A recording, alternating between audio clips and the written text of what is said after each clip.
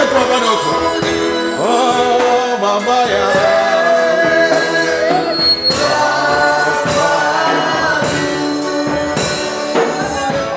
Sasa tunaingia katika somo yetu. Hii ni wiki ya pili ya tatu. Nakumbusha? Ni wiki ya pili, nafikiri wiki ya tatu. Tunajifunza, mnasema tunajua tu kabisa ya mwalimu, sisi hatuhubiri, tunafundisha peke yake. Na kwa mafundisho tukasema inahitaji vitu ngapi? Vitu tatu. Kitu ya kwanza kuwa na Biblia yako. Kitu ya pili kuwa na kalamu na kitabu mahali pa kuandika. Na kitu ya tatu, kwa sababu ni mafundisho si mahubiri, mtu anajiandaa kuweza kuuliza maswali mahali utafanya nini? Auelewe. Jina la Bwana libarikiwe. Mahali pote utakuwa na fundisho ukikuta uelewe, eka pembeni, andika. Nasema daktari alisema hivi, lakini kwa Biblia kunaongea tofauti na vile aliongea. Mkutano mkubwa. Mahali pote Yesu anapita, anatembea na vikundi ngapi? Viwili. Na Yesu amepita hapa Kawe. Na vile Yesu amepita hapa Kawe, ana vikundi vingapi? Viwili. Kikundi ya kwanza wanafunzi. Kikundi ya pili mkutano mkubwa. Lakini nikikwambia wanafunzi walikuwa 120, kwa hiyo walikuwa wachache. Lakini mkutano mkubwa walikuwa maelfu na maelfu. Nikakwambia neno mwanafunzi, Biblia inaandikwa katika lugha tatu. Nakopesha katika maneno lugha ya 4. Lugha ya kwanza Biblia inaandikwa katika lugha ya Kiyunani. Lugha ya pili Biblia inaandikwa katika lugha ya Kiebrania. Na lugha ya tatu Biblia inaandika katika lugha ya Kiaramu, lugha ya mama ya Yesu.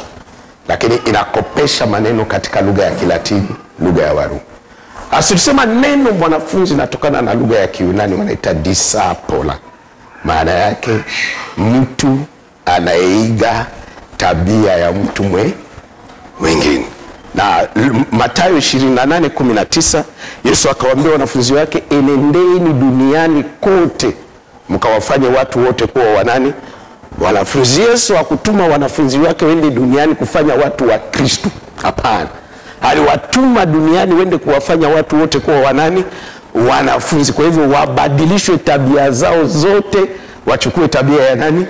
Ya Yesu. Kwa nini? Tukasema kabla ya Yesu kuja hapa duniani alikuwepo.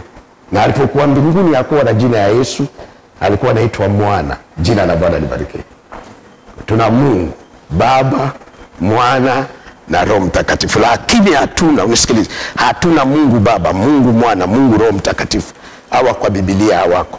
Kama unaabudu Mungu Baba, Mungu Mwana, Mungu Roho Mtakatifu, unaabudu miungu. Lakini sisi tunaabudu Mungu Baba, Mwana na Roho Mtakatifu. Unasikiliza, hiyo ni vitu mbili tofauti, unaelewa vizuri. Unaweza kujikuta Mungu Baba, Mungu Mwana, Mungu Roho. Mungu alisema tumfanye mtu kwa mfano wetu. Kwa hivyo mimi mtu Dr. Frank niko mfano wa Mungu. Lakini kwa mimi Dr. Frank kuwa Dr. Frank, Wathesalonike wa kwanza 5:23 inaniambia mimi Frank nina vitu tatu. Biblia inasema na Mungu wa amani atutakase utu wote mzima. Na mtu mzima ni kusema roho, mwili na nafsi. Kwa hiyo Dr. Frank, kwa kumuona Dr. Frank, ndani yake kuna mwili, kuna roho na nafsi. Sasa hauwezi kuniita Dr. Frank mwili, Dr. Frank roho, Dr. Frank nafsi, lakini utaniita Dr. Frank aliye na mwili na roho na nini? Na nafsi. Na hivyo hivyo Mungu ni moja akiwa na nafsi ngapi? Tatu, Baba, Mwana na Roho Mtakatifu. Kwa hiyo tunaabudu Mungu Baba, Mwana na Roho, lakini hatuabudu Mungu Baba, Mungu Mwana, Mungu Roho Mtakatifu. Inakuwa miungu ngapi? Tafuta Biblia kuanzia mwanzo mpaka mwisho, mpaka Ufunuo. Hakuna mahali kwa Biblia inaandika Mungu Baba, Mungu Mwana, Mungu Roho Mtakatifu, lakini inaandika Mungu Baba, Mwana na Roho Mtakatifu. Sasa kabla ya Yesu kuja duniani, mbinguni alikuwa anaitwa Mwana. Na kikao iliwekwa mbinguni katika kitabu ya Isaya 6. Wakajaribu kuangalia binadamu duniani, wakaona tabia zao zote. Unasikia? Tabia wa Marekani, tabia watu wa Asia, tabia watu wa Ulaya, tabia watu wa bara la Afrika, tabia wa Tanzania, tabia wa Kongo, tabia wa South Africa, tabia yetu yote wakaona haituwezeshi sisi kuingia katika uzima wa nini? wa milele. Ndio Mungu akavaa mwili. Nikwambia Mungu ni roho, na nikwambia roho ana sifa tatu. Ni mtu anayeishi asiye na mwili, asiye na damu na mifupa. Na nikwambia si Mungu peke yake roho. Mungu ni roho, hiyo number 1. Shetani ni roho, na si shetani peke yake ni roho. Malaika ni roho, na si malaika peke yake ni roho. Mapepo pia ni nini? Ni roho. Ni watu wanaoishi pasipokuwa na mwili na damu na mifupa. Lakini roho inaweza kuvaa mwili yoyote, eda mwili ya binadamu, mwili ya nyama, mwili wa samaki, na ikafanya kazi. Hata roho zingine, msikilizi, zinaingia hata kwa mti. Uko nanielewa? Na ndio watu wanaenda kutoa makafara chini ya nini? Ya miti. Kila mvua inafanya nini? Inanyesha. Si mti inanyesha cha mvua, lakini ni roho iko chini ya hiyo nini? Yeye mti. Asa Mungu, tunasema roho inapovaa mwili inaitwa body theophanic, mwili kwa shughuli maalum. Asa akasema babu nitume duniani, nende duniani nipelekee watu tabia ya wapi? Ya mbinguni, kusudi iwarahisishe binadamu wakiwa duniani wanaanza kufanya tabia ya mbinguni, na siku ya mwisho wakifa waingie wapi? Mbinguni. Na ndio aliposhuka sasa duniani akazaliwa na jina ya nani? Ya Yesu. Lakini roho ilikuwa ndani yake, ni mwana wa nani? Wa Mungu. Na ni Yesu alikufa, lakini mwana wa Mungu hakufanya nini? Hakukufa, kwa sababu roho haikufi. Wakati mtu anakufa ni watu wawili wanapumzika, ni mwili na nafsi inafanya nini? Inapumzika. Lakini roho ya mtu iko nini? Hai. Asa kwa hiyo amri ya Yesu ilikuwa kufanya watu wote, tabia zetu zote, sisi wa Afrika, tabia zetu zote wa Marekani, tabia ya watu wa Ulaya, tabia ya watu wa Asia, tabia ya watu Oceania, tabia ya watu Australia na New Zealand, azikuwa natuwezesha sisi kuingia katika uzima wa milele. Ndio Yesu akakuja hapa duniani akatuletea tabia ya nini? Ya mbinguni. Mtu anapookoka, makanisa inamuita Mkristo, lakini mbinguni hawamuite Mkristo, wanamuita mwanafunzi. Kuokoka ni kitu rahisi. Kuanza kuachana tabia yako kuchukua tabia ya mtu mwingine inachukua muda. Ukola niele? Inachukua muda. Kwa sababu tunapookoka ni kitu unaamua mara moja, naokoka. Lakini kuanza kuachana na tabia yako kuchukua tabia ya mtu mwingine inachukua nini? Muda. Nilikwambia kila mtu anaokoka. Ukisema unaokoka, kuna wale wanaokoka kutokana na ulevi, kuna wale wanaokoka kutokana na vituko fulani, kuna wale wanaokoka kutokana, sisi tuliokoka kutokana na muziki ya dunia. Nilikwambia hata kisha kuokoka nilikuwa najikuta hata baada ya mwaka mmoja. Na mwaka mmoja tayari mimi nianza kutumikia Mungu, ilikuwa miezi 3. Najitoa kwa maneno ya Mungu. Lakini nilikuwa najikuta tena barabarani, natango bakoko na biso bazalaka, nashtuka naimba nyimbo ya dunia. Na kama ukomae utajua sijaokoka. Lakini kama umekomaa unajua naokoka, lakini nasumbuliwa na vitu nimezoea kwa muda mrefu. Hasa tunapookoka tunakuwa wanafunzi. Tuko na pambana kuanza kuachana na tabia yetu, tukiwa nachukua tabia ya nani? Ya Yesu. Na tabia yangu, nisikilize, Yesu alipokuwa duniani hakuacha Mkristo. Yesu alikufa mwaka 33 na miezi 6. Lakini Mkristo amekuja kuitwa mara ya kwanza duniani katika kanisa ya Antiokia mwaka wa 47. Ndio wanafunzi wa watu wapagani, na si wa Kristo walijipanga Mkristo. Usijipange Mkristo.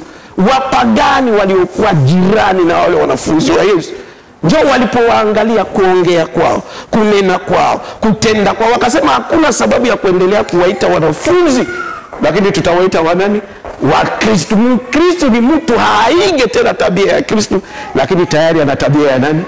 Ya Kristo. Lakini mwanafunzi ni mtu anapambana kuachana na tabia yake, akiwa anachukua tabia ya nani? Ya Yesu. Kwa hiyo tulisema chekechea ya kiroho, nursery school, ninapookoka jina yangu naitwa nani? Mwanafunzi. Lakini nikiendelea kupambana polepole nafundishwa, na inapokamilika tabia yangu yote inapotea, inakuwa tabia ya nani? Ya Yesu. Natoshwa jina mwanafunzi, napelekwa jina nani? Mkristo. Lakini unapokuwa Mkristo sasa unaenda secondary. Yesu alipotaka kuchagua mitume, watumishi wa Mungu, hakuwachagua kwa mkutano mkubwa. Alichagua kati ya watumishi wake. Kwa hiyo kwa kuwa mtumishi wa Mungu lazima ukuwe Mkristo. Kwa hivyo mambo tatu, nisikilize. Ninapookoka, natoka mpagani au natoka mtu wa dini, naitwa kuwa nani? Mwanafunzi. Ninapofanya hii safari ya kiroho, maana bambana na sikini niko naachana tabia yangu, nachukua tabia ya Yesu, nikifanikiwa natoka mwanafunzi, naitwa nani? Mkristo. Kuna watu wako makanisani miaka 20 hawana tabia ya Yesu. Unanielewa? Hawana tabia ya Yesu. Nikisha kuwa Mkristo na badilisha, naitwa nani? Mtumishi wa Mungu. Na nikifanya hiyo process tatu, msikilize. Ndio Petro akamuuliza Yesu, akamwambia tuliacha kila kitu. Tabia yetu sisi ilikuwa kuvua samaki. Tabia yetu sisi usiku hatakuwa nalala. Walikuwa na tabia zao. Tutapata nini?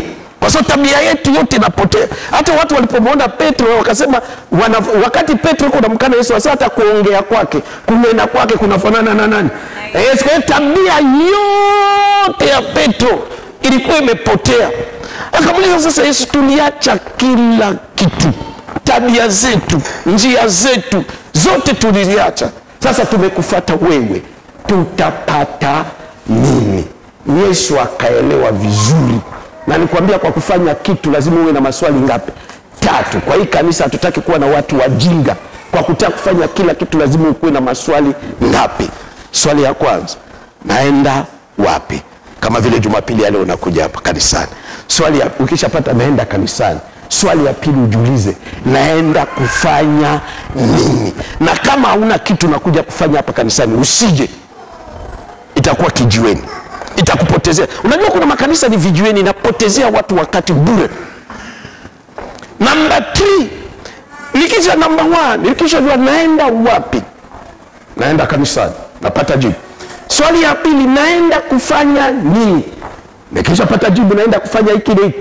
Swali ya 3, najiuliza kisha kufanya hiyo na hiyo nitapata.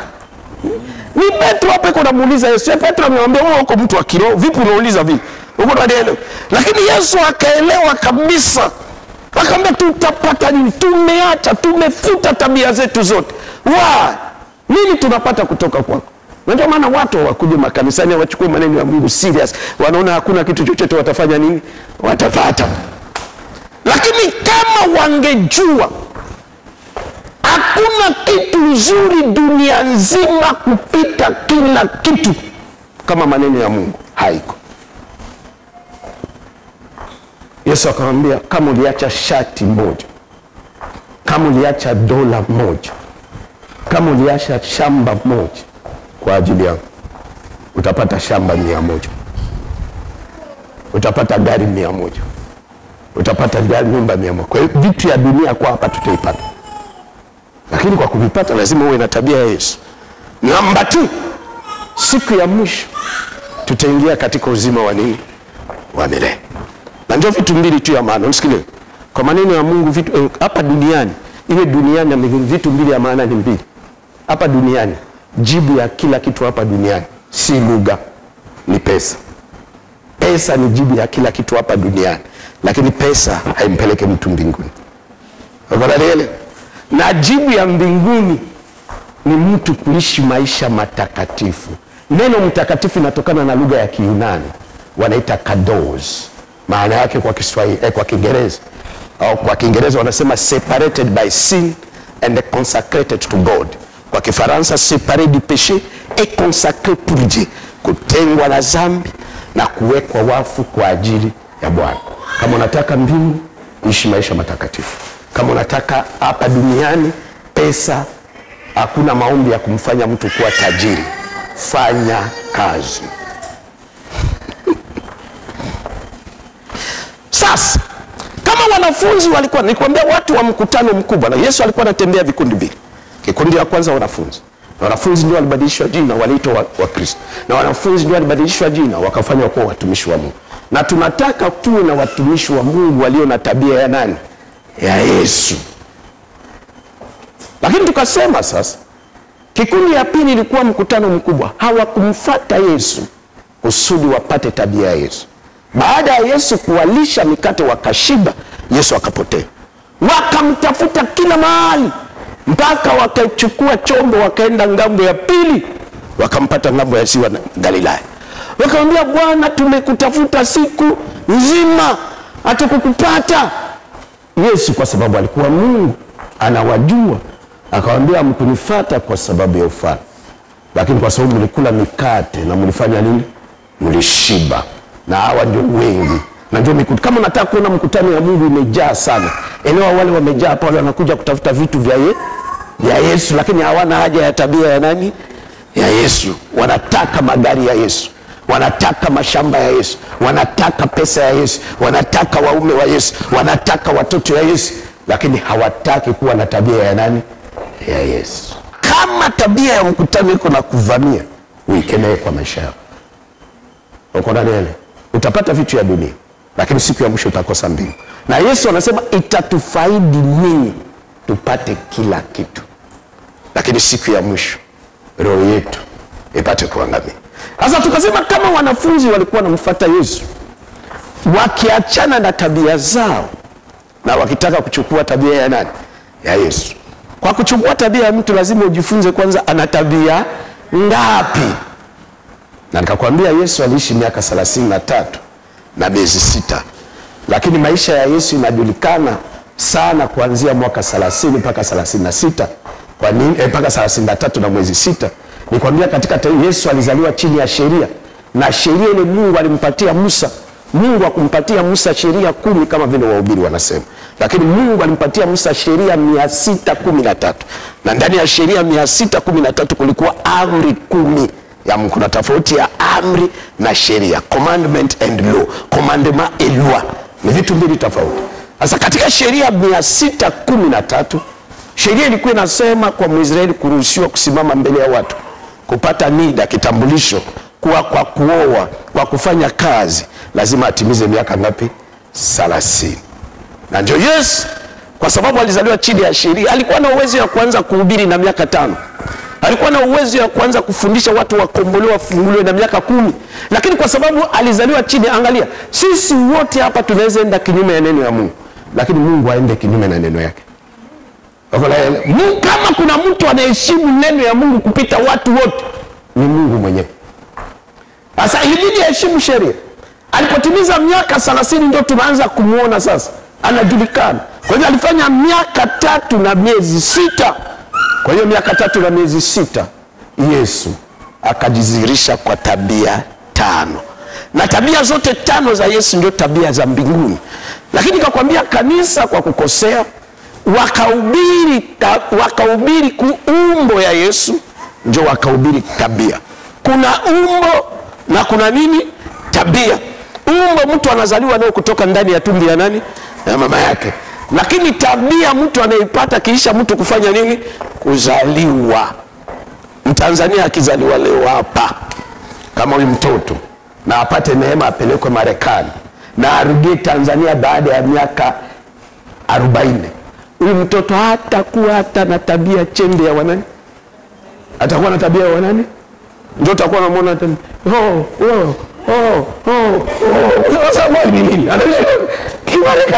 tabia inapatikana kutokana na mazingira mtu amefanya nini, anayoishi. Na ndio hatari kubwa ya watoto wetu. Kama unataka kumjua mtoto yako, utafika mtoto anafika nyumbani anajificha, anaficha makucha yake tu, lakini angalia tu marafiki yake ni kina kule ndio utapata tabia. Anapenda hapa nyumbani anaficha kila kitu, unamuona mpaka unatetea mtoto wako, hapa mtoto wangu aweze kufanya, mtoto wangu aweze kufanya, lakini marafiki yake ni kina nani? Mazingira ndio inampatia mtu tabia. Asa umbo ya Yesu sio tabia ya Yesu. Nisema kwa mimi Dr. Frank kupatikana, ilihitaji baba yangu na mama yangu wakae chini wanipate mimi Dr. Frank. Lakini kwa Yesu kupatikana ilihitaji Roho Mtakatifu na bikira.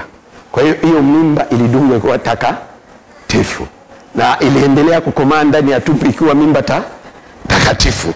Akazaliwa akiwa nani? Takatifu. Akafanya kazi ya Mungu akiwa nani? Mtakatifu. Akakufa akiwa nani? Mtakatifu. Alizikwa akiwa nani? Mtakatifu. Alifufuka akiwa nani? Mtakatifu. Akapanda mbinguni akiwa nani? Mtakatifu. Na atarudia duniani kuja kuwachukua wanani? Hiyo ni umbo. Unaona, ni umbo. Nakumbuka nyumba moja tulikuwa Nairobi na mke wangu. Unajua Nairobi wezi ni wengi. Sasa milango yote ya Nairobi na makufuli mbili, ya chini na ya juu. Hapa ni kuzuri sana hapa. Na kando hiyo haiko mlango mmoja, hii ni ya ndani na kuna ya nje. Lazima Nairobi mlango iwe na ya ndani na ya nini? Ya nje. Sasa hii makufuli ya juu ilikuwa mrefu. Na tunapofika usiku, mimi sina hiyo upako. Sina hiyo upako. Gisi ya kuifunga inanishi na kushinda. Nilikuwa tunaangalia TV, naambia mama, mtafunga nini? Kwa sababu ana hiyo upako. Sasa kama mama atatangulia kulala, basi nahitaji nichukue kiti, niongeze kusudi niweze kufanya nini? Kwa hiyo kuna wakati hata naweza nifanye maombi, baba shuka uniongeze kidogo, lakini hiyo maombi haitafanya nini? Haitajibiwa. Umbo mtu anatoka nao ndani ya tumbo ya nani?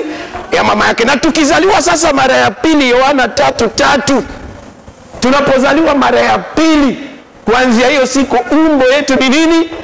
Mtakatifu. Na neno mtakatifu, kujitenga na dhambi. Tukishaokoka, kila asubuhi tunapambana kujitenga na dhambi. Kila mchana tunapambana kujitenga na dhambi. Kila jioni tunapambana kujitenga na dhambi. Kila usiku tunapambana kujitenga na dhambi. Mahali wanatujua tunapambana kujitenga na dhambi. Mahali hawatujue tunapambana kujitenga na nini? Na dhambi. Angalia, kama mimi mchungaji wenu dokta, naweza kukosa kuambia juu ya dhambi, saa zingine na kuogopa au na kuheshimu, lakini siku ya mwisho Mungu hatakuogopa. Na maneno yote ya Mungu isiyotaja hofu ya Mungu, elewa watu wanapitia kanisani wakenda wapi? Motoni. Lazima kanisa ya kweli ya Mungu ifundishe kuhusu maisha matakatifu, maisha ya kuogopa Mungu. Na mhubiri wote atasimama kila siku kuongea kuhusu mafanikio peke yake. Mafanikio mtaipata, lakini siku ya mwisho hamtaona uzima wa nini? Na japo sisi tunataka vitu ngapi? 2.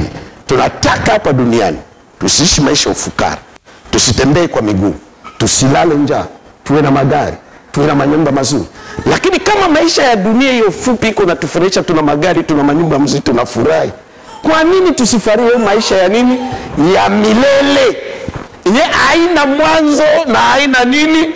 Mwisho. Kwa hiyo tunahitaji kupambana. Sasa kwa kupata maisha ya milele, lazima tumuogope Mungu.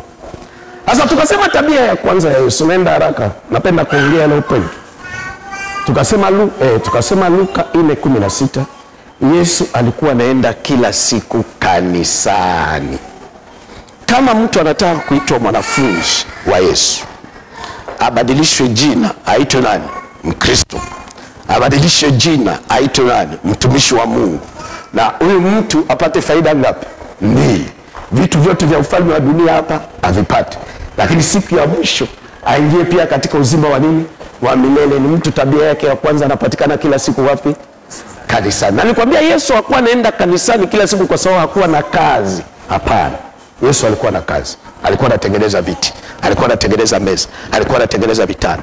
Lakini ilipotimia muda wa ibada, Yesu alijua anayeweza kufanikisha shughuli yake yote ni nani?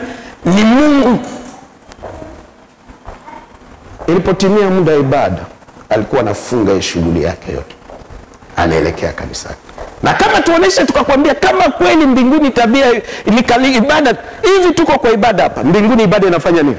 Inaendelea. Tutapotoka kwa ibada, mbinguni ibada inafanya nini? Inaendelea. Tutapokuwa na kula, mbinguni ibada inafanya nini? Inaendelea. Usiku tutapokuwa na lala, mbinguni ibada inafanya nini? Inaendelea. Tutapoamuka, mbinguni ibada inafanya nini? Inaendelea. Mbinguni masaa 24 katika kitabu ya Ufunuo sura ya 4 mstari wa kwanza 11, mbinguni masaa 24 ni ibada. Lakini tukasema sisi hatuweze kufanya kama watu wa mbinguni, kwa sababu watu wa mbinguni ni wa kiroho, wasio na mwili, wasio na damu na sio na mifupa. Lakini sisi tuko na mwili, tuna damu, kwa hiyo tuna mahitaji ya kimwili, tuna mahitaji ya kiroho. Kwa hivyo tukasema, ndio Biblia inasema kanisa ya mwanzo ile ya Jerusalem, ile wakina Petro walifungua, Biblia inasema walikuwa na kusanyika kila siku kuanzia Jumatatu mpaka Jumapili. Mbaya, hawakuwa na kusanyika mara moja. Kanisa ya Jerusalem kwa siku walikuwa na kusanyika mara ngapi? Mara 3. Asubuhi wanaenda hekaluni, kabla waanze kazi yote wanaenda hekaluni, wakitoka wanaenda kwa makazi yao. Mchana Biblia inasema katika Matendo ya Mitume 3, Petro na Yohana walipanda muda wa kuomba nini? Mchana saa 7 wanaenda tena hekaluni. Jioni wakimaliza mashughuli yao yote tena wanafanya nini? Wanaenda hekaluni. Na tulitarajia watu kama hao wenyewe wanaenda kanisani mara 21 kwa wiki. Tulitarajia wakuwe maskini sana, tulitarajia wakuwe na matatizo mingi, kwa sababu muda mwingi wanaipitisha kanisani. Na tulitarajia watu wa kisasa, wa Kristo wa kisasa wenyewe wanakuja Jumapili peke yake kanisani. Tulitarajia wa Kristo wa kisasa wenyewe anaweza fika mara moja kanisani. Tulitarajia wa Kristo wa kisasa wenyewe anakuja kwa ibada muda anataka. Tulitarajia wasiwe na shida. Lakini ukisoma Biblia, wale waliokuwa wanapatikana kila siku kanisani, Matendo ya Mitume sura ya 4, Biblia inasema katikati yao, angalia, katikati yao walikuwa zaidi ya 20,000. Katikati yao hakuna mtu alikuwa na shida, wote walibarikiwa, wote walifanikiwa, na hawa wenyewe wanakuja Jumapili peke yake kanisani. Uko na neno? Kwa sababu wako busy. Na Jumapili wanakuja, hata wanakuja muda wanataka, na wanakuja si mwezime, wanakuja hapa kwa sababu si mazoea, wanakuja hapa kwa dakika chache, lakini hao iko hapa kwa masaa 2, masaa 1, na ikichelewa anaingia kwa gari anatoroka. Tulitarajia wasiwe na shida. Ukianza uliza mashida ya watu hapa, utaona wewe una shida. Wote wana shida. Kwa hiyo kwa maisha yetu kufanikiwa, hatukatai, tunataka uwe na bidii. Lakini maisha yetu inafanikiwa kama tunafanya sawa sawa na neno ya nani? Ya Mungu. Na ndio kanisa ya leo watu wana shida. Matatizo mingi, kwa sababu ni watu wameokoka lakini hawafanye sawa sawa na neno ya nani? Ya Mungu. Kwa hiyo mtu unayeokoka, msikilize. Na hii ni sifa yetu ya kwanza. Nifuate mzito. Nakwambia hii kanisa tutapofika mwaka 1 Novemba, mtaona kitu itaendelea kubadilika. Sifa ya kwanza ya sisi kuhesabu mtu kuwa mtumishi wa Mungu ni mtu anapatikana kanisani.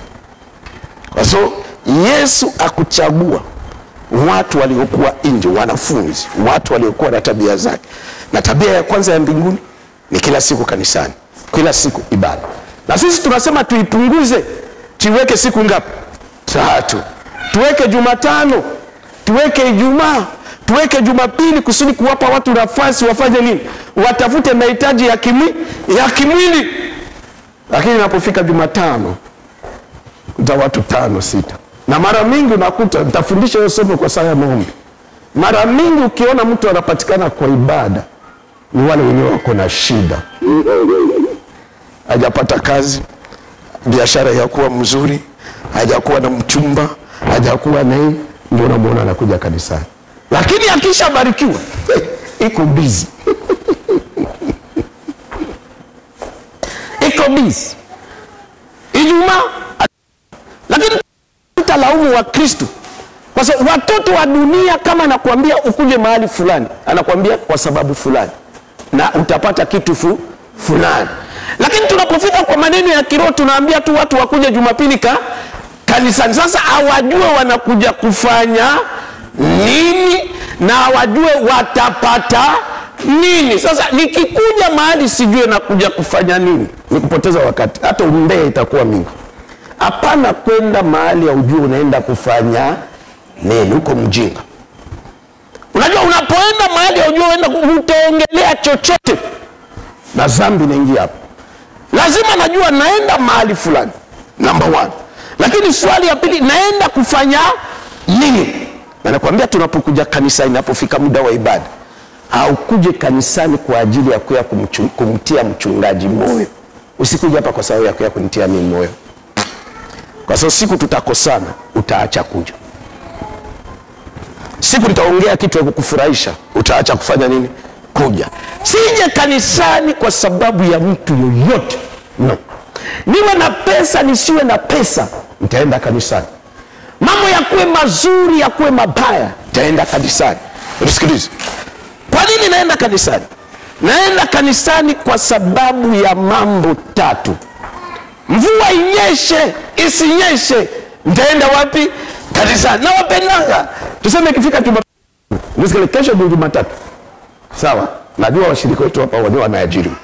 Na sipende kutaja. Jumatatu asubuhi kamvua kakianza kunyesha. Wale wameajiriwa wataenda kazini au hawataenda? Lakini ifike Jumapili asubuhi, kuonekana kadalili. Hata Mungu yeye peke anaona. Wanaweza kumtia Mungu shahidi. Unajua kwa nini wanamtia Mungu shahidi? Kwa sababu hawajui wanakuja kufanya nini kanisani.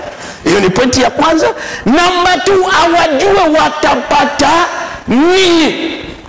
Lakini kama mtu angejua Jumapili anakuja kanisani kufanya nini, namba 2, amejua Jumapili akisha kuja kanisani kisha kufanya hiki na hiki atapata hiki, angesukumwa. Unajua tumefanya hata hii tuko nifanya mwanzo, mnaiona nyinyi wote. Unakuta kila kabla ibada Jumatano au Jumanne na watumia nyinyi wote message karibu kwa ibada. Jumamosi na watumia nyinyi wote message. Lakini mtu mwenyewe anaelewa asubiri message. Asubiri. Na nawapendaka wengine akikwaza akipata shida au kumuona anaacha kuja haelewi kwa nini alikuwa anakuja kanisani. Haelewi. Tunakuja kanisani kwa sababu ya mambo 3 peke yake. Mvua inyeshe sinyeshe, nitaenda kanisani. Niwe na pesa nisiwe na pesa, nitaenda kanisani. Niwe hivi akisengenywa kwa kwaya, sasa kuanzia leo hiyo kanisa. Mpaka Mungu anashangaa, ni mwanakwaya mwenzako alikusengenya, si Mungu alikusengenya. Lakini wewe umeamua kuacha maneno ya Mungu, unaacha kanisa kabisa. Mungu anakuona haujielewi. Naenda kanisani kwa sababu ya mambo 3. Tulisema jambo ya kwanza Yohana 4:23. Mungu atafute magari, hii tuko nayo. Mungu atafute manyumba, hii tuko nayo. Mungu atafute mashamba, hii tuko nayo, viwanja. Biblia inasema Mungu anatafuta watu watakaomwabudu katika roho na nini. Kwa hiyo tunakuja kanisani sababu ya kwanza, tunakuja kumwabudu nani? Mungu. Angalia, hauna pesa ya kumpa Mungu, hauna vitu ya kumtisha kumpa Mungu, lakini tunapokuja kuabudu Mungu ndio Mungu anapata. Biblia inasema tunapoabudu katika kitabu cha Ibrania, kuabudu kwetu kunapanda katika kiti cha enzi kama chakula ya harufu ya nini? Ya manukato. Kwa Mungu anakula kitu kutoka kwetu wakati sisi tunafanya nini? Tunaabudu. Na usikilize, ibada ina sehemu ngapi? 3. Sehemu ya kwanza ya ibada, sifa na kuabudu. Sehemu ya pili ya ibada, neno ya Mungu. Sehemu ya 3 ya ibada, sadaka na matangazo. Na kwa bahati mbaya makanisa yote na utaratibu, watu wanaanza na ibada ya kusifu na kufanya nini? Kuabudu. Kwa sababu gani? Mungu anashuka katika sifa na nini? Na mabawabudu, ndio anapata kitu ya kula. Uko na nini? Sasa unapokosa ibada ya kuabudu, usikilize, hiyo siku utakuwa kwa ibada yenu ya kanisa yako. Hiyo siku utakuwa kwa ibada ya kikiti. Hiyo siku utakuwa kwa ibada ya Living Word. Hiyo siku utakuwa kwa ibada ya TAG. Hiyo siku utakuwa kwa ibada ya GT, lakini hauko kwa ibada ya mbinguni. Na hiyo maibada yote, madhehebu yote haina jibu kwa maisha yetu. Ni ibada ya mbinguni peke yake iko na jibu. Mtu mwenyewe amekomaa kiroho, anaelewa, naenda kanisani sababu ya kwanza, naenda kuabudu Mungu. Kwa hiyo Mkristo sahihi, mtumishi wa Mungu sahihi, anakuja mapema asikose ibada ya kumwabudu nani? Mungu. Hawezi. Lakini kama uelewe, napendaka kama uelewe, mimi napendaka nikute Dr. Frank anaanza kufundisha. Na nitawaambia hawa mnaongoza maombi, sisi hatuko kwa hiyo mfumo. Unisikilize, kuabudu ni maana 3. Ni kusujudu. Ukinipigia magoti, upendo sipendo, umenyabudu, mimi nakuwa Mungu wako. Unanielewa? Kuabudu ni kuinua ukubwa wa Mungu, na kuabudu ni kumshukuru Mungu. Unisikilize, unifuate vizuri na unielewe vizuri. Mungu anaweza kushuka kwa ibada kwa sehemu hiyo, si tu wakati wa mhubiri. Mungu anaweza kushuka. Mungu anaweza kushuka watu wakiwa na abudu, wanasifu, wagonjwa wanafanya nini? Wanapona. Wenye matatizo wanafanya nini? Wanashughulikia, na mhubiri anapita, hakuna jambo yote imefanya nini? Imefanyika. Na ndio tunasema tuombee ibada asubuhi isikuwe concentrated. Tumuombee baba, tumuombee hata hubiri, tumuombee inatamini tagauka kama Mungu fulani. Hapana. Tuombee vipindi yote. Tunaenda kuombea waimbaji, atujue Mungu atatembea kwa kipindi gani. Mungu anaweza kutembea kiongozi wa ibada akiwa anaongoza. Mungu anaweza kutembea waimbaji wakiwa wanaimbishi. Mungu anaweza kutembea watu wakiwa na sawa sadaka. Mungu anaweza kutembea wakati wowote. Si tu wakati mimi Dr. Frank nasimama ndio Mungu, hapana. Hiyo inakuwa mkianza kulipeleka uko unanifanya kama Mungu, na Mungu ana wivu, anataka abudiwe peke yake. Bila tumwabudu Mungu wa nini? Wa pekee. Kwa hiyo tunakuja hapa kumsujudia, tunapiga magoti, tuambia hata niko na degree, hata kama nina magari, hata kama ni manyumba, hata kama nina viwanja, lakini wewe unabaki kuwa nani? Mkubwa. Namba 2, tunainua ukubwa wake, kwamba hata watu wafanye nini, Mungu anabaki kuwa nani? Mungu. Na namba 3, tunamshukuru hata kama mambo haiko mzuri. Kulala na kuamka ndio muujiza kubwa kupita miujiza yote. Kwa sababu hiyo vitu vyote viko na kusumbua kwa maisha yako vina maana tu kama ukiwa hai. Ukisha kufa, pesa haina maana. Ukisha kufa, kazi haina maana. Ukisha kufa, watoto hawana maana. Ukisha kufa, hiyo vitu yote kuna kusumbua na kuhangaisha, inakukosesha amani. Iko na maana ukiwa hai. Kwa hiyo tunakuja hapa kuabudu. Na Mkristo sahihi, mtu anataka kuwa mwanafunzi wa Yesu, abadilishwe jina aitwe Mkristo, abadilishwe jina aitwe mtumishi, ni mtu anapatikana kanisani na anajua kitu ya kwanza, naenda kwa ibada ya kufanya nini? Ya kuabudu. Kwa hivyo leo hapa tuko na watu kwa mfumo mbili. Kuna wenyewe wako kwa ibada yetu hapa ya CLC Kamsi, na kuna wenyewe wako kwa ibada ya mbinguni. Wale wote walipatikana katika ibada ya praise and worship wako kwa ibada ya mbinguni, na wale wote wamekuja kisha ibada ya praise and worship wako kwa ibada ya kanisa yetu. Na ibada ya mbinguni ndio inajibu, kwa sababu ni Mungu anabariki, ni Mungu anaponya, ni Mungu anainua, ni Mungu anakomboa, ni Mungu anafanya. Mhubiri hapo, ukisikia mhubiri anakuambia alikuponya, umuite yeye ni mganga wa kienyeji. Anayeponya watu ni Mungu, anayebariki watu ni Mungu, anayeinua watu ni Mungu, anayefanya hiki na hiki ni Mungu. Sasa kusudi Mungu akubariki, akuinue, lazima aone wewe umemshughulikiaje. Anataka umwabudu. Na tunasema tukisha abudu tunapata faida gani? Unajua unapata nini? Unashuka kwa magoti, nguo yako inachafuka, unashuka, unamuinua, unamsifu. Nikwambia tunapomwabudu Mungu, tulisoma Zakaria 14:17 na tulisoma Mathayo sura ya 4. Shetani akamwambia Yesu, ukiniabudu, kunipigia tu magoti, nitakupa kila kitu. Kama shetani anaweza kupeana kila kitu watu wakimwabudu, Mungu ni zaidi. Chochote kile tunahitaji kwa maisha yetu, tukija kumpigia Mungu magoti, tukimuinua, tukimsifu na kumshukuru kwa yale machache amefanya kwa maisha yetu, Mungu atatupatia kila kitu. Zakaria 14:17 inasema tena, itakuwa watu wa kila kabila na kila lugha wasipopanda kwenda Jerusalem kwenda kumwabudu mfalme wa wafalme, Bwana wa mabwana, mvua hainyeshe kwao.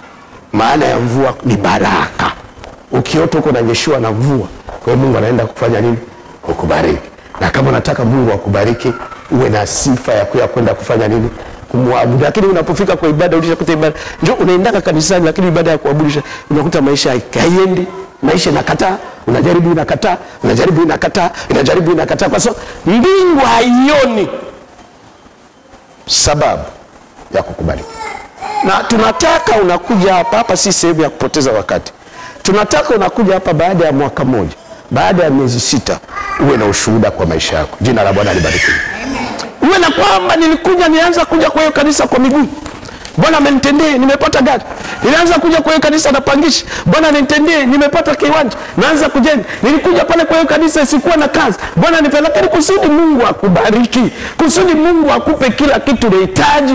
Mbingu inatafuta watu wanaofanya nini? Wanaoabudu.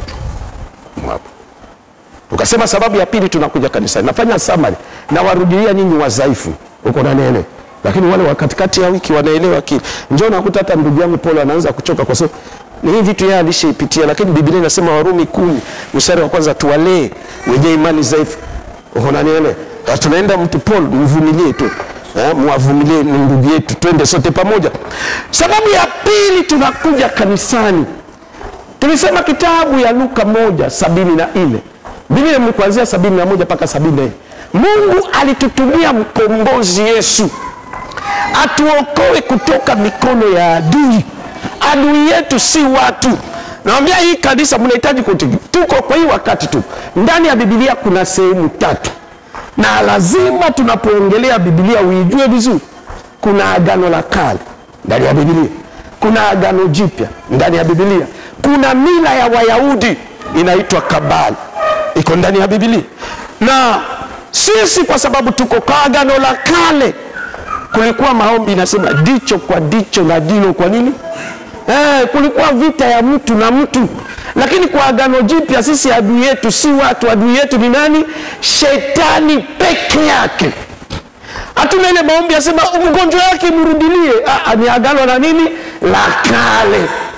Hatuweze kupanda unaenda kufunga kwa sababu Mungu ampiga mtu fulani. Ni agano la nini? La kale. Biblia inatuambia agano jipya, adui yako akikosa chakula fanya nini? Umpe. Akikosa mavazi fanya nini? Umpe. Sisi hatuko kwa Biblia inasema Warumi, kisasi si chetu, kisasi ni cha nani? Cha Mungu peke yake. Kama mtu atanikosea na Mungu anaona kwamba kuna sababu ampige, acha Mungu yeye mwenyewe afanye nini? Amshughulikie. Lakini mimi nisiingie kwa hiyo maombi, nisipande mlimani, nisifunge. Angalia Baba, kwa sababu yamenifanyia, kwa sababu amenitendea, kwa sababu amefanya, Bwana mpige, Bwana umshughulikie. Mke wangu anajua, nafikiri ni miezi 2. Na sikuambia watu tusivu mke wangu. Tuliibiwa pesa mingi sana. Mingi. Pesa mingi. Si pesa ya Tanzania, dola. Na si dola 10. Na si dola 100. Na si dola 1000. Na si dola 10,000. Na si dola 100,000. Na iliuma mbaya sana. Kidogo leo pesa ilikuwa ya maana. Kidogo nipande mlimani. Mtu anarudia kisasi si chenu. Tumwachie Bwana.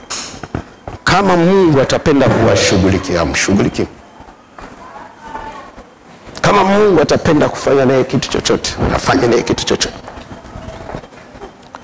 Sasa katika agano jipya, Biblia inasema Mungu ametutumia mkombozi Yesu aje kutuokoa kwa mikono ya adui. Adui yetu ni Shetani. Ukiona mtu anakusengenya pale, kuona ule mtu ana pepo ya masengenyo. Ukiona mtu anakutusi, anakuchukia pale, kumuona yule mtu ana pepo ya nini? Ya chuki. Pambana na hiyo roho ya chuki iko ndani ya yule mtu. Ametutumia mkombozi Yesu aje kutukomboa kutoka mikono ya adui. Nakwambia neno kuokoka inamaanisha mambo ngapi? Ile. Tukisema tunaokoka, neno kuokoka inatokana na lugha ya Kiyunani, inaitwa sozo, kukombolewa na dhambi. Kwa Kifaransa, kwa Kiingereza inaitwa savior, kwa Kifaransa inaitwa sauver, kukombolewa na dhambi, kukombolewa na umaskini, kukombolewa na magonjwa ya mwili, kukombolewa na matatizo ya kukosa mke, kukosa mume au ndoa iliyo na tatizo. Mungu hakuja kuokoa mtu nusu, lakini Mungu alikuja kuokoa mtu mzima. Sasa Mungu alimtuma Yesu atuokoe kwa mikono ya Shetani. Lakini 74 inasema ina malipo kusudi tupate kumtumikia Mungu bila nini? Hofu. Malipo ya kukombolewa kwa dhambi.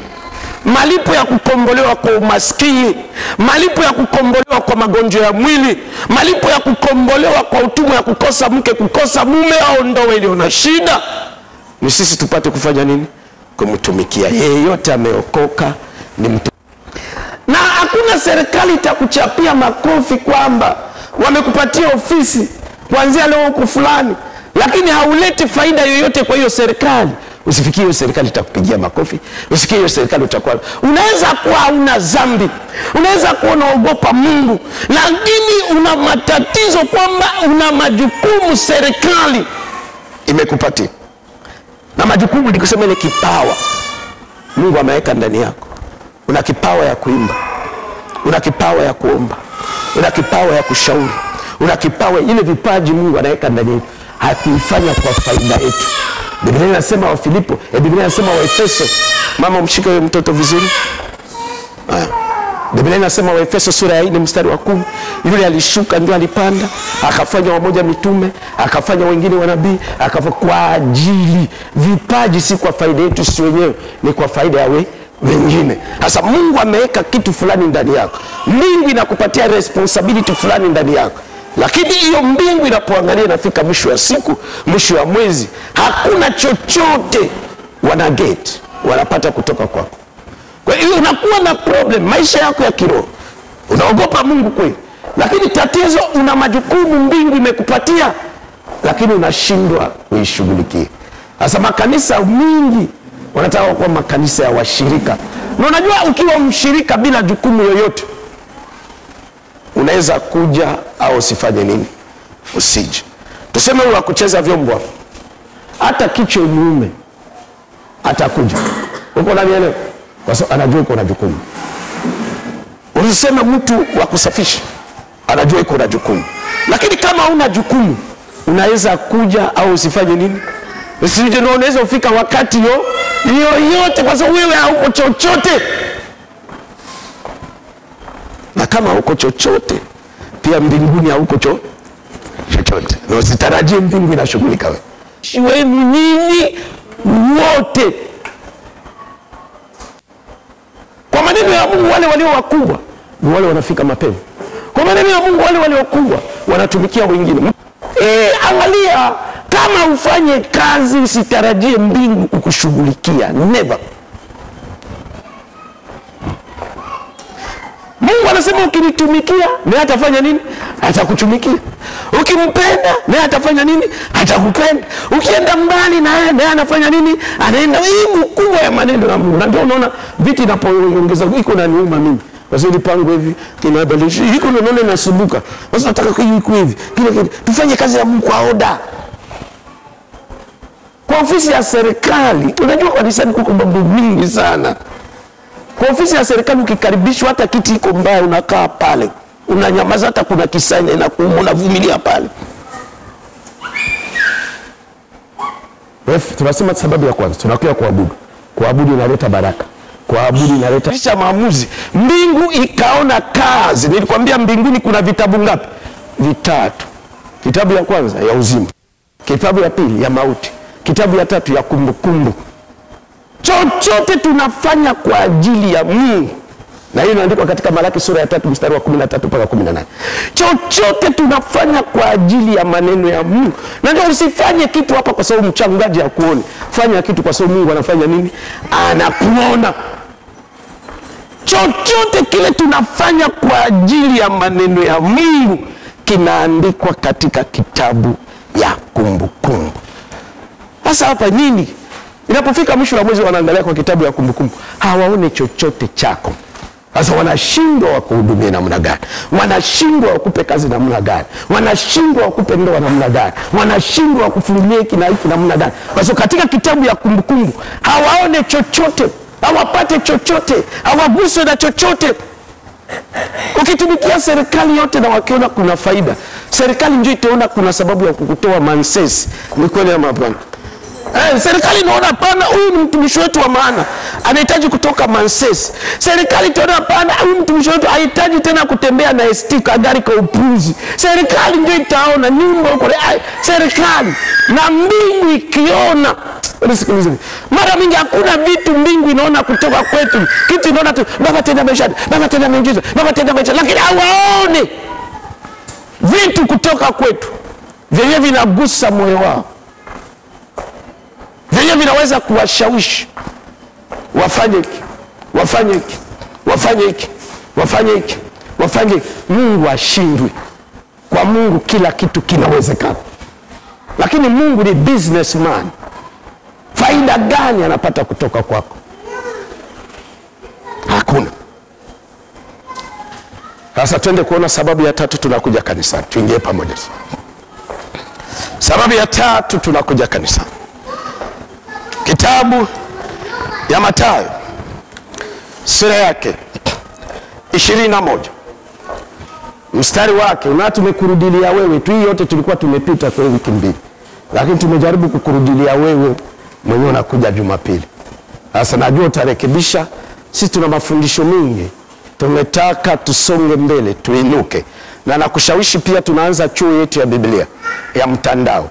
Tuna chuo physical yenye askofu iko nayo hapa. Kila Jumatatu hapa kuna chuo ya Biblia, Jumatatu na Jumamosi inakuwa hapa. Kama unataka kujiandikisha ya kuya kusoma physical iko hapa.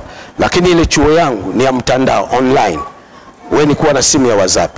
Tunaanza mwezi ujao tarehe 1. Tunapeana degree na tunapeana diploma.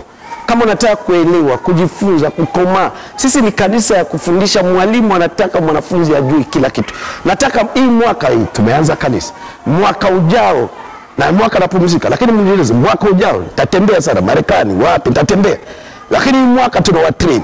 Tunataka mwaka ujao nyinyi mwanze kubaki na kanisa. Jina la Bwana libarikiwe. Tuone vile mnahubiri hapa Jumapili. Tuone vile mnasimamia kanisa. Nikiwa Marekani miezi 3, tunaenda na mke wangu miezi 2. Tunaenda tukute vile kanisa inapanuka, inaendelea. Sasa tuende kuona sababu ya tatu tunakuja kanisani. Mathayo 21 12 mpaka 15. Matthew chapter 21 verse 12 to 15. Matthieu 21 12 à 15. Kama umepata sema amina. Kama umepata sema amina. Kama hujapata sema haleluya. Unajua ni shida pia tuko nayo. Tuna shida mbili. Wakristo wako tayari wanunue kila kitu, lakini si Biblia. Na ni hatari Mkristo asiye na Biblia hawezi kukua. Sisi ni kanisa ya kidijitali, si ya kienyeji. Simu iko kwa Biblia, si ukataze uwe nayo. Number 2, Biblia iko simu ina Biblia. Na Biblia tu ni bei rahisi. 3, niwaambia ni mabiblia mingi. Tuna Biblia ya Kiingereza ziko hapa. Kwa washirika wetu tunawapa free. Hawezi kukua na kukomaa na kusikiliza neno la Mungu bila Biblia. Haiwezekani. Hautaenda mahali popote. Basi tusimame tusome neno la Mungu. Mathayo. Anayepata mchungaji Cleo utatusomea, au mtumishi Paul utatusomea. Mathayo sura 21 mstari wako wa 12. Neno la Mungu linasomwa watu wakiwa wema. Mathayo 21 12 15. Basi utasoma. Paul mpatie microphone, mpe microphone. Mlete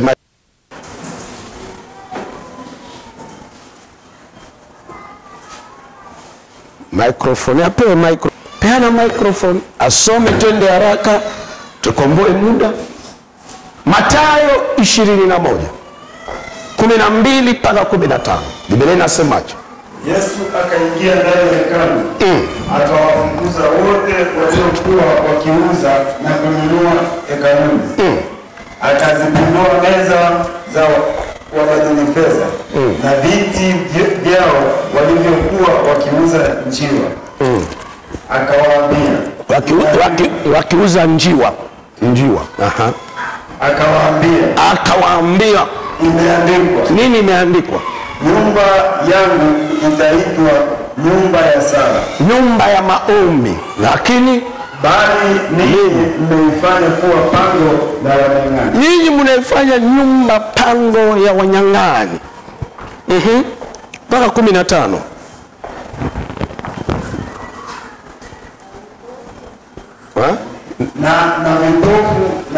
Na vipofu na viwete wakamwendea mle hekaluni, mule ndani ya hekalu, akawaponya. Lakini wakuu makuhani na waandishi, viongozi wa dini walipoona maajabu aliyoyafanya hekaluni, na watoto walipaza sauti zao hekaluni wakisema, Hosana mwana wa Daudi. Amen. Jina la Bwana libarikiwe. Kaa chini. Hapa naongelea kazi ya mwisho ya Yesu. Elewa, Yesu hapa alikuja duniani kwa sababu ya moja, kuokoa mwanadamu. Mtu kuokoka ni kusema kukombolewa na dhambi, umaskini, magonjwa ya mwili na matatizo ya ndoa, kukosa mke, kukosa mume. Lakini kusudi mtu aokolewe, na ndio maana mimi siangalia yake filamu yoyote, kusudi mtu aokolewe ilihitaji Yesu auawe kifo cha aibu. Wakati Yesu alitembea juu ya bahari, mimi sikupata kitu. Wakati alilisha watu mikate kule, babu yangu wakuwa ni Waisraeli walikuwa wanakula mikate, hatukupata kitu. Lakini Biblia inasema katika kitabu ya Isaya 53, kwa kupigwa kwake ndio sisi tulifanya nini? Tulipona. Mimi sipende kuangalia mikanda, naweza uchukia wale walikuwa wanamshughulikia, kwa sababu kama Yuda asingemtoa Yesu ningekufa kwa ndombolo. Unanielewa? Kwa hiyo mimi sitaki kuangalia hayo, sitaki kujua iko nini. Sasa ilipofika sasa mwisho, lakini sheria, neno ya Mungu ilikuwa sasa kusudi Yesu aokoe watu, ataokoa lazima afanikiwe pale Jerusalem, mjini, capital city. Sasa Yesu alipoanza injili, vijijini wanamkubali, Bethlehem wanamkubali, Nazareti wanamkubali, kule kote. Lakini akija Jerusalem hawamkubali. Paka wanataka kumpiga mawe. Paka Yesu akalia, akasema, Jerusalem, Jerusalem, ungejua wakati gani Bwana alikutembelea, lakini haujue. Nina uponyaji wako, nina miujiza yako, nina baraka yako, nina ufungulifu yako, lakini kila nakuja mnataka kunipiga nini? Mawe. Lakini akaenda ukifeli, kama unataka maisha yako isibadilike, kama ufanikiwe, laumu mashetani na laumu watu wengine wote, maisha yako yatabadilika. Lakini kama unataka kuona maisha yako inabadilika, kama unafeli, usilaumu shetani, usilaumu mtu yote, ujilaumu wewe. Utapojilaumu ndio unaanza kujichunguza, nini na nini sifanye, na nini nafanya kusudi mambo ikuwe hivi. Watu wamefeli maisha, wamekwama mahali pamoja, wanaona kama mapepo, wanaona mashetani, wanaona watu, wanaona hao ndio wananifanyia, ndio maana niko. Na mtu mwenyewe anataka kuendelea, kwa kila kitu anakwama, anaona yeye ndio iko na makosa fulani na anafanya kuna kitu afanye kusudi afikie kitu fulani. Yesu akajiuliza, kwa nini Bethlehem anakubalika? Kwa nini Nazareti anakubalika? Kanini kila mahali anaenda anakubalika, lakini hapa Jerusalem tu ndio anaingia na fail. Na japo mission ya Yesu kufanikiwa lazima akubalike wapi? Jerusalema, jiji kuu. Yesu akakaa chini, na ndio tunasema mwisho ya mwaka yote, na tutaifanya hii mwezi wa 11. Tunafanya kitu, tunafanya maombi ya siku 3. Tuko nafanya kitu, hata Mungu baada ya kuumba, Mungu akuumba tu na akasema haleluya. Bila kisha kuumba akaangalia akaona iko mzuri. Lazima mwisho wa mwaka mnakaa chini, mnachunguza mambo yote mlifanya mwaka mzima. Kile iko kizuri mnapongeza, kile kilifeli mnajiuliza kwa nini hatukufanikiwa hii na hii, makosa ilikuwa wapi na makosa ilikuwa wapi. Yesu akakaa chini kutathmini, na lazima mtu anatathmini kwa ajili ya kazi yake, unatathmini kwa ajili ya utumishi wako, unatathmini kwa ajili ya maisha yako, unatathmini. Kama utatathmini, hauwezi enda mahali popote. Ile maisha uliishi mwaka jana utaishi mwaka, hii maisha uliishi mwaka utaishi mwaka, kwa sababu hakuna chochote utarekebisha.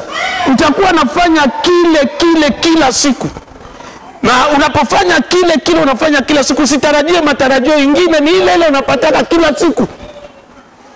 Yesu akajiuliza, kwa nini Jerusalem usifanikiwe? Yesu akakuja kugundua matatizo alikuwa nao wafanikiwe Yerusalemu. Na ukisoma pale ukianzia hiyo Mathayo mwanzo unaanza kuruka chini mstari wa kwanza 3, akawaambia wanafunzi wake tunaenda Yerusalemu. Safari this time wapende wasipende tutafanikiwa. Unajua Yesu akagundua kumbe Yerusalemu haikuwa shida. Yesu akagundua watu wa Yerusalemu hawakuwa shida. Yesu akagundua jiji ya Yerusalemu haikuwa shida, lakini shida ilikuwa ni yeye mwenyewe. Akasema anarekebisha matatizo. Na napenda hii mwako rekebishe kila ufanyake ndio ufanye. Ukifanya tu kile unafanyaka utapata matokeo ya tu kile unapakaka. Lakini ukifanya kile ufanyake ndio utapata matokeo ile yenyewe hujawahi kupata. Biblia inasema Yesu akawaambia wanafunzi wake, mwende kwa kijiji ya mbele, mtangulie. Siingie Yerusalemu vile naingiaka. Mtakuta kwa kijiji ya mbele mwanapunda na punda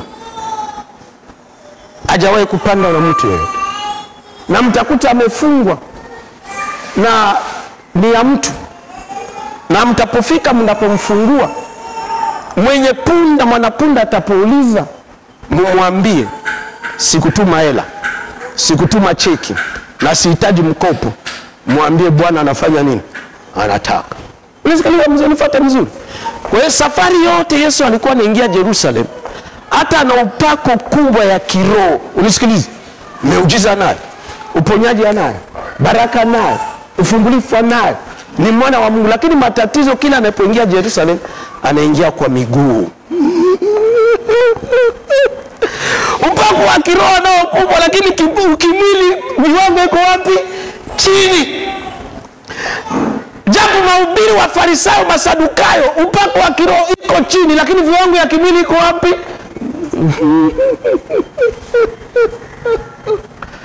Akamwambia this time, safari, na akamwambia mwaka hii kama unataka kuona mabadiliko kwa maisha yako, fanya kile ufanyake, na acha kufanya kile unafanyaka ndio inaleta matokeo yako unaipata kila siku. Akamwambia safari sitaingia Yerusalemu vile naingiaka. Mwende kwa kijiji ya mbele, mtakuta mwanapunda na punda. Elewa, kwa kufundisha Biblia vizuri unahitaji kujua mambo hivi: historia ya Biblia, jiografia ya Biblia, mazingira ya Biblia, environment, na njoo ipeleke kiroho inamaanisha nini.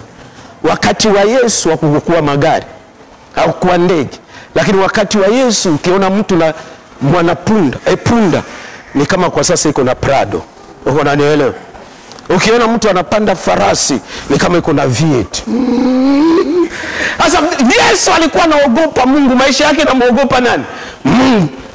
Ana vipaji vyote vya kiroho, ni nabii, ni mtume, ni mchungaji, ni mwalimu, ni mwinjilisti, lakini viwango vya kimwili viko wapi? Chini.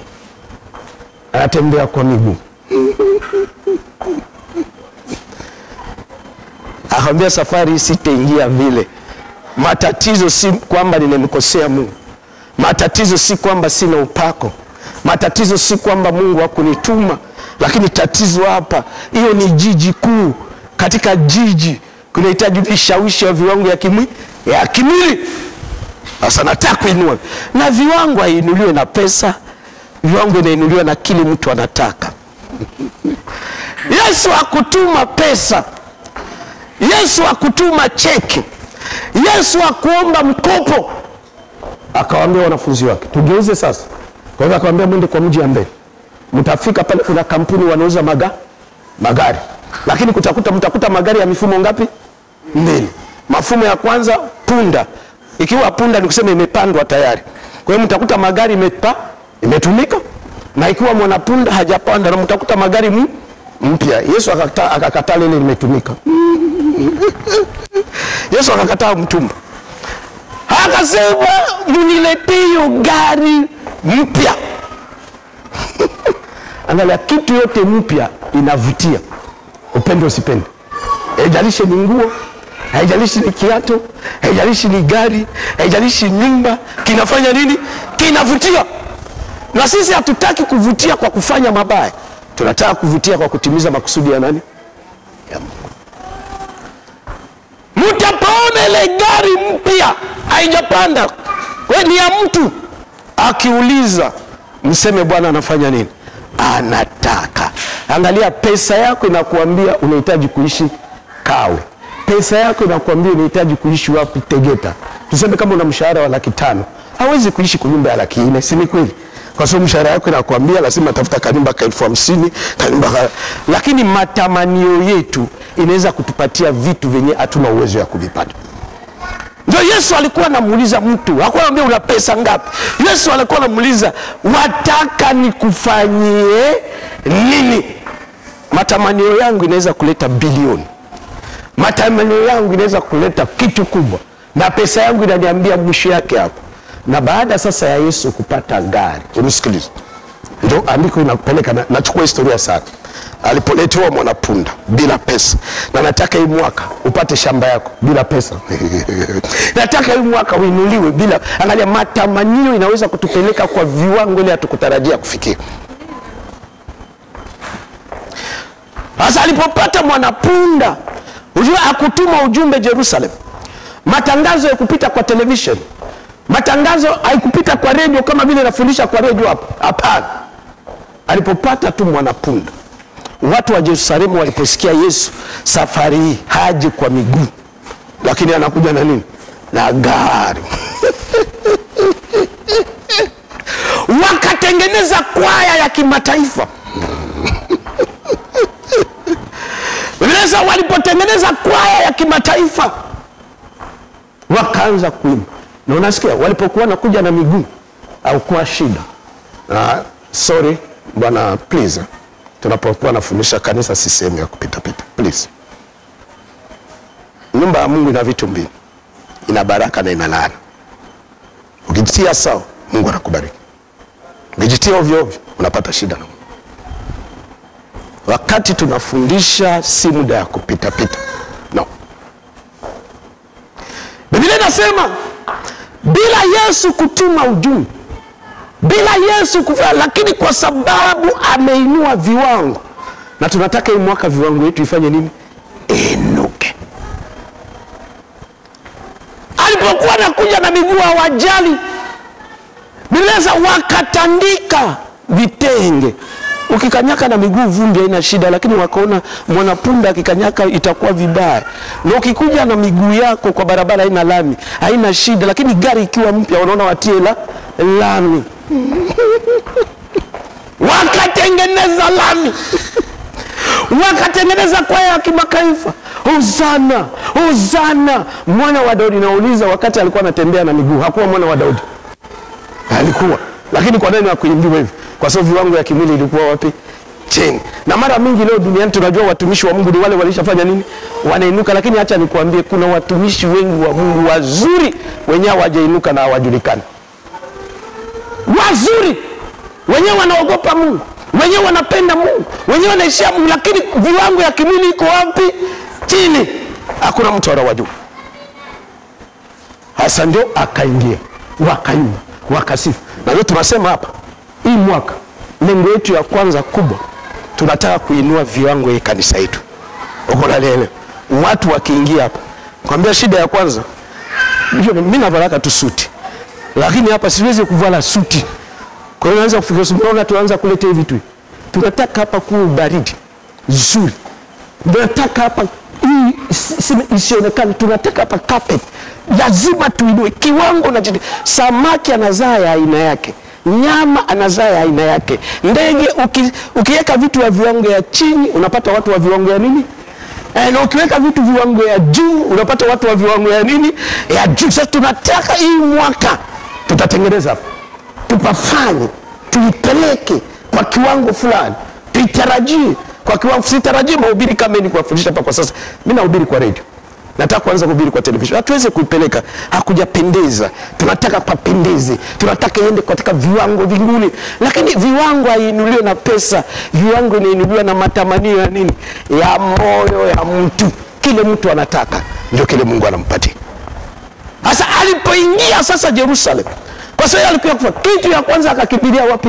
Hekaluni, kwa nyumba ya Mungu. Unasikiliza? Akamwambia tunakuja kanisani.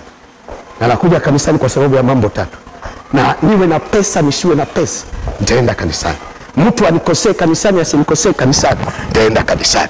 Mambo ya kuwe mazuri, yasiwe mazuri, taenda kanisani. Na yeye kwa sababu pia ni mwanafunzi, yeye ndio alikuja kuleta tabia mbinguni.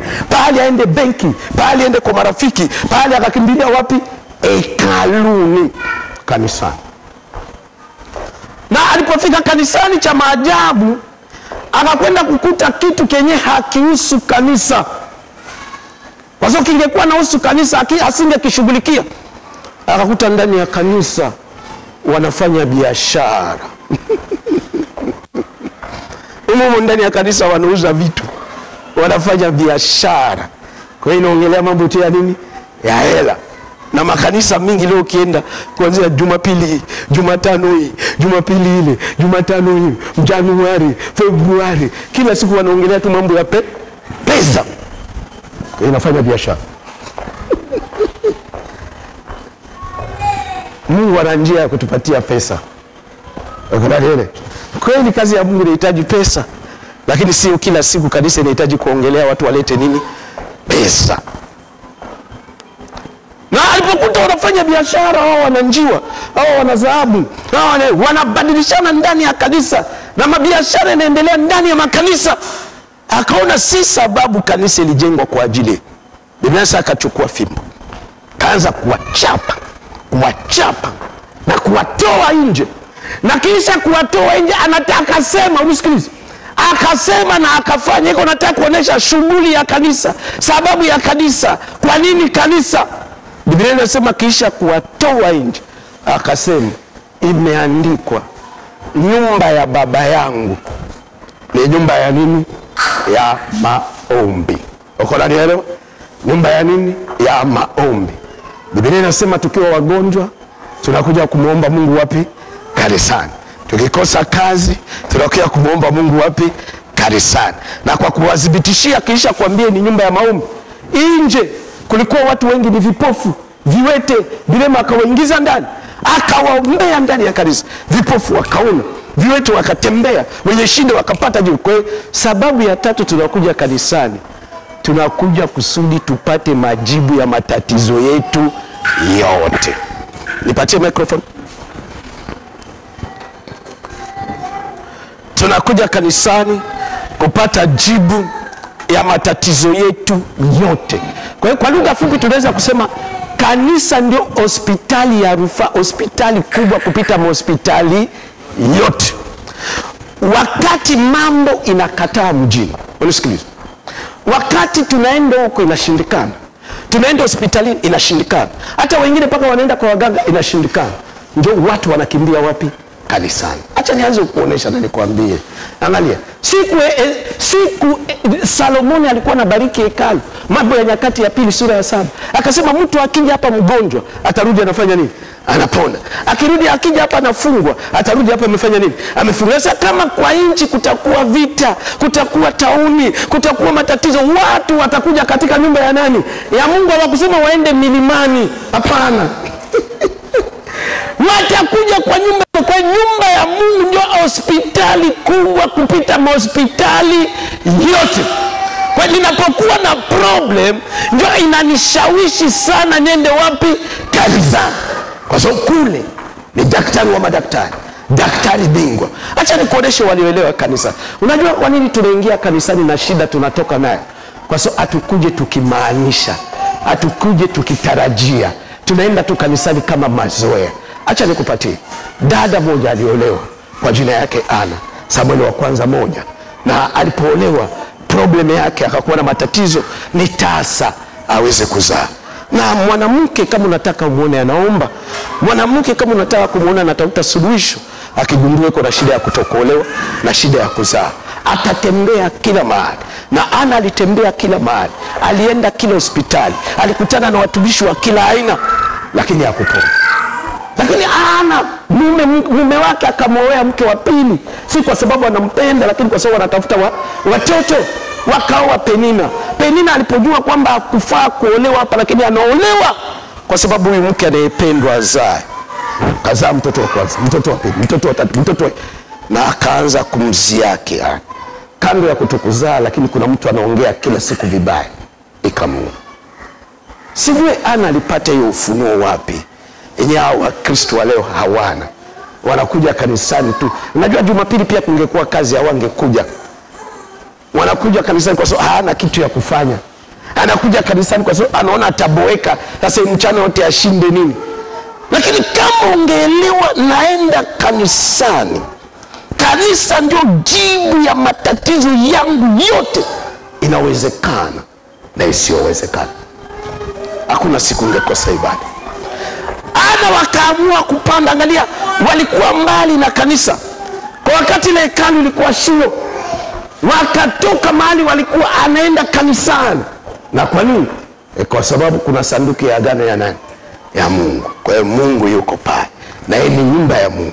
Mungu yuko hapo. Na ukifika kwa nyumba ya mtu anapeana kile alicho nacho. Kwa Mungu kisiwezekana kwa binadamu, kwake kinafanya nini? Kinawezekana. Atakupa kile alicho nacho. Biblia inasema Ana alipofika hekaluni, na alipofika hekaluni, Wakristo wa kawaida walikuwa wanafanya ibada ya kawaida. Wanaomba, wanasifu, na wako wanaangalia saa, wanaangalia simu, wanajua ibada inafanyika masaa mawili. Ndio, mhubiri Aisha sasa ataisha kutoa sadaka wakati gani? Kisha ibada wakakimbia. Wanakuja watarajie chochote. Na ukija hapa utarajii chochote na usitarajie kupata chochote. Lakini ukija hapa na matarajio kwamba nakuja hapa kwamba niko na magonjwa, natarajia Bwana aniponye. Nakuja hapa kwamba niko na matatizo ya maisha, natarajia Bwana ashughulikie. Nakuja kwamba hapa kuna jambo fulani kwa maisha yangu iko impossible, nataka mbingu ishughulikie. Mbingu itakushangaza. Ana akaenda hekaluni na matarajio, kwa sababu madaktari wote wameshindwa, elimu ya dunia imeshindwa, mahali pote imeshindwa. Wakati mambo inakataa kwote, ndio watu wanakimbilia kanisani, wanaomwelewa Mungu. Wakafanya ibada ya kawaida na wakatoka. Lakini Ana akabaki kanisani mbele ya uwepo wa nani? Wa Mungu. Watu wengi wamekomaa kwa maneno ya Mungu. Hawasubiri tu muda wa ibada. Anaweza kuja hapa mchana peke yake. Haiko peke yake, lakini kwa mbele ya uwepo wa nani? Wa Mungu. Akaanza kuomba. Na nakwambia kuomba ni kusema, na kusema kutoa maneno kutoka ndani ya nini? Ya moyo. Sema, Bwana, nimezarauliwa. Mtu wa kiume, ule mtoto mimi nitakutolea naye ile na hivi. Alipokuwa naomba. Nisikilize. Unajua maombi ya kanisani nguvu yake iko nini? Kushinda maombi yote. Kwa sababu kwanza Mungu peke yake iko. Lakini kitu ya pili, alipokuwa naomba, mtumishi wa Mungu alikuwa ndani ya kanisa. Kwa Mungu yuko na watumishi wa Mungu wako. Lakini unaweza kuita mtumishi wa Mungu nyumbani kwako. Kwa hiyo uko tu na mtumishi wa nani? Wa Mungu. Lakini mtumishi wa Mungu yuko na Mungu. Lakini unapokuja kanisani, kanisa ni nyumba ya nani? Ya Mungu. Na mtumishi ni mtumishi wa nani? Wa Mungu. Kwa hiyo unakuwa na double portion. Alipokuwa anaomba, mtumishi kwa kona akamwangalia, anasema msikie, anasikia, asema akamsogelea, mama, ulevi wako utaisha mpaka wakati gani? Mama akamwambia, siko mlevi, lakini na mimina moyo wangu mbele ya nani? Ya Mungu. Hakwenda milimani, hakwenda kwa makaburi, hakwenda misituni, hakwenda kwa bahari. Kama tunataka kumtafuta mtu, unamtafutia kwa nyumba yake, na nyumba ya Mungu ni kanisa. Sisi hatuende kutafuta Mungu milimani, hatuende kutafuta Mungu kwa maji, hatuende kutafuta Mungu kwa misitu, lakini tunakuja kumtafuta katika nyumba yake. Mtumishi wa Mungu akamwambia, na ikufanyikiwe sawasawa na vile umefanya nini? Umetaka moyoni mwako. Alipokuwa naomba, mbingu ilipoona, mtumishi wa Mungu alipokea kuongeza maneno. Unajua Mungu ana jina ngapi? 32. Na moja ya jina yake anaitwa Jehova Rafa. Maana yake kwa Kiswahili, Mungu mponyaji. Kwa hiyo Mungu ni daktari wa madaktari. Kwa hiyo alipokuwa naomba, madaktari katika ulimwengu wa kiroho walikuwa wanafanya operation, wanatoa utasa, na ukikuja hapa na maanisha madaktari wa mbinguni watakushughulikia. Lakini tunakuja hapa kimazoea, kwa sababu mimi ni mshirika wa kanisa fulani, lazima wanione, nikikosekana watu watasema. Kuja hapa unamaanisha una jambo fulani inasumbua maisha yako. Ukija hapa unamaanisha hautarudi jinsi ulikuja. Njoo Salamani alikuwa anasema tukija wagonjwa turudi tumefanya nini? Tumepona. Watu hawaingie kanisani na wagonjwa na kurudi wagonjwa. Lakini leo watu wanaingia kanisani wagonjwa na kurudi wagonjwa, kwa sababu wanakuja kanisani kama mazoea, lakini hawakuje kwa sababu wanatarajia kitu chochote.